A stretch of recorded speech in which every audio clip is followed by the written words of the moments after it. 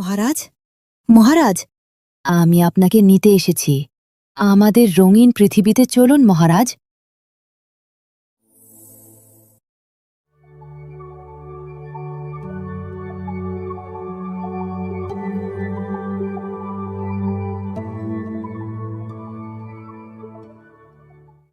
এটা কোথায়? এত সুন্দর জায়গা আমি আগে কখনো দেখিনি। এটাই আমার রাজ্য। আপনারই জন্য শুধু। এখন আপনি আমার সাথে এই বিশাল সাম্রাজ্যে আছেন।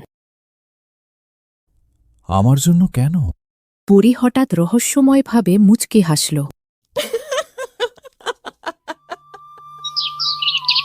রাত গিয়ে সকাল হয়ে গেল।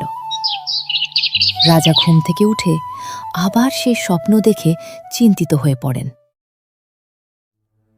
আবার সেই স্বপ্ন, প্রতিদিন একই স্বপ্ন। কেন এমন হচ্ছে বারবার আমার সাথে?